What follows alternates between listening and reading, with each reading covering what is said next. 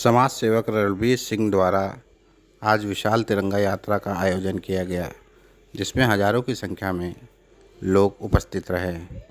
तिरंगा यात्रा का उद्देश्य यह था कि बांग्लादेश में हो रहे हिंदुओं और सिखों पर अत्याचार के विरोध में ये यात्रा निकाली गई, जिसको सफलतापूर्वक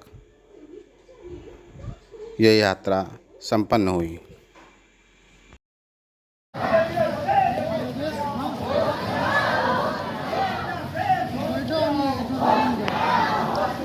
कई फोटो थी। हम लोग 13 तारीख को शाम को एक तिरंगा यात्रा का आयोजन किया गया हमारे द्वारा, सभी मित्रों के द्वारा।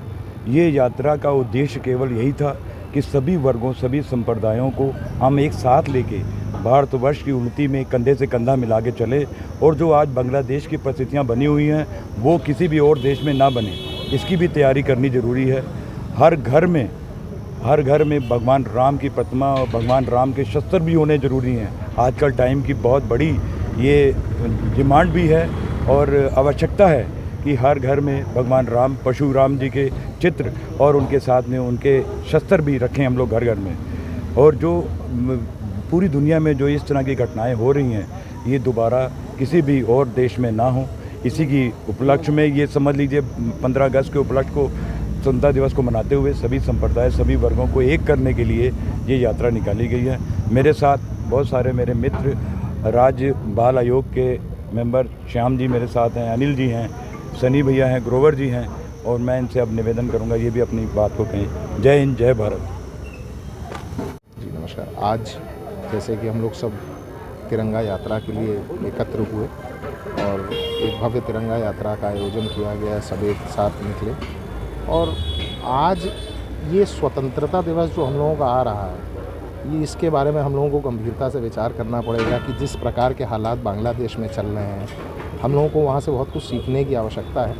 आज बांग्लादेश में जो हालात हैं अल्पसंख्यकों के, चाहे वो हिंदू हों चाहे वो सिख हों, कुछ चिंताजनक है। निश्चित तौर से इस वक्त जो परिस्थितियाँ बांग्लादेश के अंदर हैं वो बहुत गंभीर हैं, और मेरा निवेदन भारत की सरकार से भी है कि इस स्थिति के ऊपर बहुत गंभीरता से नज़र बनाए रखें। और आप लोगों के माध्यम से यही कहना चाहूँगा कि हम सबको एकत्र होकर के, इकट्ठा होकर के इसके बारे में विचार करना पड़ेगा आगे आने वाले समय में, कि भारत की सरकार मजबूती से और स्थिरता से खड़ी रहे, और हमारे देश में इस तरीके की कोई अस्थिरता की जगह है नहीं। जो भी लोग, विपक्ष के कुछ लोगों ने अभी हाल ही में ये एक बयान दिया कि भारत में भी आने वाले समय में ऐसी अस्थिरता आ सकती है, तो इसमें कोई कहीं भी, जब तक भारत के सारे नागरिक, मुझे लग रहा है हम सब एक तिरंगे के नीचे हैं, चाहे वो किसी भी धर्म विशेष के हों। और हमें इस बारे में विचार करने की ज़रूरत है कि भारत हम सब के लिए पहले है, देश सर्वोप्रिय है, सबसे पहले देश है। हम लोग सब देश के साथ हैं, और हम लोग किसी भी हालात में, किसी भी परिस्थिति में, विशेषकर जितना भी मुझे लगता है हमारा सिख समाज है, किसी भी हालात में इस देश को झुकने नहीं देगा, इस देश को टूटने नहीं देगा।